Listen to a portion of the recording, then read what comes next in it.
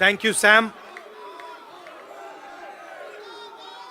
I'd like to welcome everybody, starting with Namaskar, starting with Sam Pitroda ji, Aarti Krishna ji, Mohinder Singh ji, George Abraham ji, Pradeep Samla ji, Bhullar ji, Gurdev Haier ji, leaders on the dais, and dear members of IOC,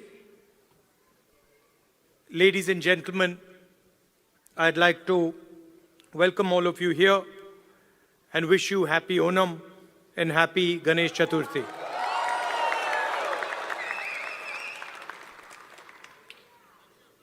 I was listening to Mohinder ji's speech,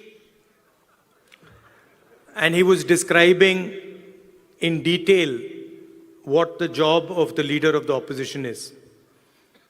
He said, opposing the government in parliament.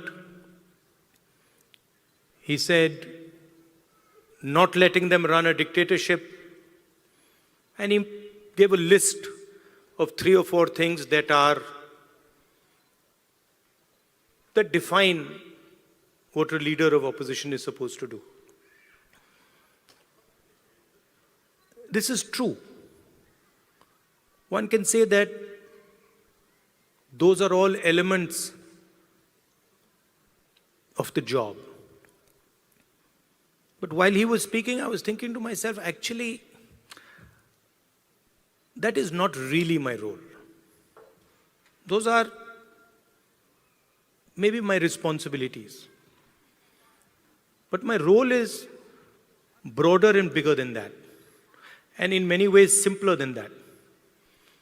And while he was speaking, I thought to myself, if I'm going to speak to people of Dallas, I need to be clear about what my role is. And so I'd like to tell you that I believe my role is injecting the values of love, respect, and humility in Indian politics. I think what is missing in our political system and across parties, love, respect, and humility. Love to all human beings, not necessarily only of one religion, one community, one caste, one state, or to those who speak one language. Respect to everybody who is trying to build an India, not just the most powerful, but the weakest. And humility, not in others, but in oneself. So I think that is how I see my role. And if you were to ask me 5 years from now, do you consider yourself successful?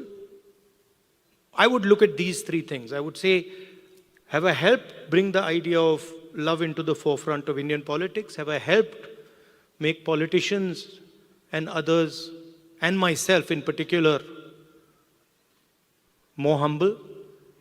Have I increased the respect that people have, that Indian people have with each other? Those would be the values that I would be thinking about. Of course, what Mohinder ji said would also form part of my work. Now, we started here with the Indian national anthem. And while the national anthem was playing, I was thinking to myself that this song mentions all our states. And it mentions them all equally. It does not start by saying, this state is the best, and this state is the second best, and this state is the third best. The song basically describes India as a union of states. Very much like the United States. So often people say, oh, we share the fact that we are the two biggest democracies. But we share another very important fact, that we are both union of states. The United States, whose national anthem we also played, and in our constitution, it's clearly stated, India, that is Bharat, is a union of states. Which means, just like in the United States, no state is superior to any other state. No religion is superior to any other religion. No language is superior to any other language. My brother who's wearing a turban there deserves the same respect as somebody who doesn't wear a turban.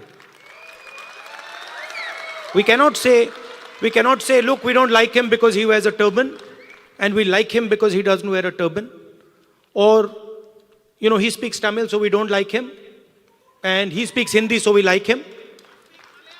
Or, he speaks Malayalam, so we don't like him. Right? And so Telugu. Right? Because when we say Telugu, we are not just saying language. Embedded inside Telugu is history, is tradition, is music, is dance, is food, is everything. So if you say to the people of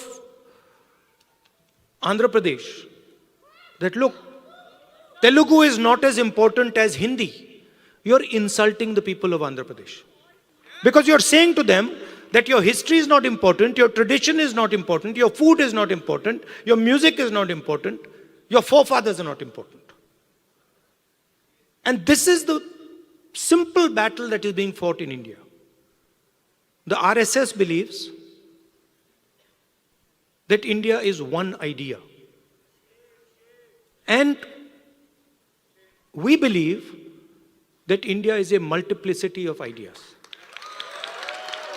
And we believe, by the way, very much like the United States, we believe that everybody should be allowed to participate.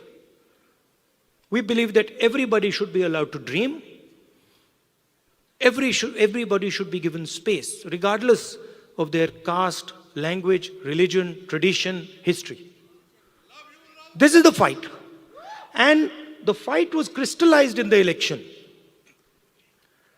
when millions of people in India clearly understood that the Prime Minister of India is attacking the Constitution of India.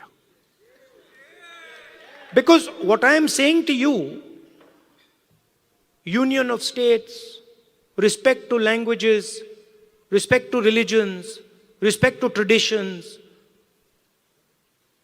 respect to castes, this is all in the Constitution. Every single word that I have said to you is in the Constitution. The foundation of modern India is the Constitution. And what people understood in the election clearly, and I saw it happening, when I used to raise the Constitution like this, people understood what I was saying. They were saying that the BJP is attacking our tradition, attacking our language, attacking our states, attacking our histories. And most importantly, what they understood was that anybody who is attacking the Constitution of India is also attacking our religious tradition. Right? And that is why, in my first speech in Parliament, you must have noticed, when I described Abhayamudra, the fact that this is a symbol of fearlessness and it is present in every single Indian religion. You can look, you go on the internet and you can see Every single Indian religion, Guru Nanak ji holds his hand like this. Shiva holds his hand like this. Every single Indian religion, the hand is a symbol of fearlessness. And when I was saying this, the BJP could not stand it. They don't understand. And we are going to make them understand. You see, and the other thing that happened that was very beautiful, that in fact I was amazed that it happened so quickly, was that fear of the BJP vanished, disappeared, gone. And we saw that immediately, within minutes of the election result, nobody in India was scared of the BJP or the Prime Minister of India. So these are huge achievements, not of Rahul Gandhi or the Congress party. We are peripheral. These are huge achievements of the people of India who realized, of democracy, of the people of India who realized that we are not going to accept an attack on our constitution. We are not going to accept an attack on our religion. We are not going to accept an attack on our states. Now finally, I'm speaking to people in Dallas. And who are you? You are people who have come from India. And the values that I have been describing, values of the Constitution, values of respect, values of humility, you carry them inside your heart. You have them in your blood. So when you came to this country, you did not come with arrogance. You came with humility. You did not come with hatred. You came with love and affection. And you did not come with disrespect, saying that, we are come to America and who are these people? We'll show them. No, you came with respect. So inside your heart is respect, is love, humility. And you are our ambassadors in one way. You're the bridge between these two unions. United States of America and Union of States, which is written in our Constitution. And so you have a very important role. Because the relationship between these two unions is going to determine the future of both these unions. The United States needs India, and India needs the United States. It's a fact. We cannot get away from it. So you have a very important role of being the bridge between your old home and your new home. Right? And in my view, you should travel freely between these two homes, and you should bring the idea of India to the United States and the ideas of the United States to India. Sam said that I had promised that I will go to Dallas. And it's true. But I would like to say that our trip was supposed to be longer, and we were supposed to go to New York, Washington, California, and Texas, and Chicago. And then we had to shorten the trip. And so I told Sam, look, I have promised the people of Dallas, so we have to go to Dallas. And so we included Dallas in our itinerary. And I think it was a very good idea. 100%. We'll come to Chicago. Love you. And we included Dallas. And I think it was a very good idea because Dallas is thriving. Texas is thriving. A lot of technology is moving here. And I can see that all of you are doing a tremendous job in raising the flag, raising the Indian flag here. So I'd like to thank you. And I'd like to also tell you that it's important that the ideas you carry of humility, of affection, of respect, you spread them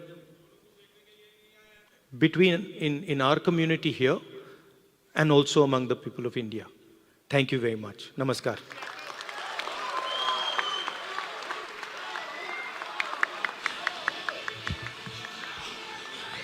Wow, what an inspirational speech, right?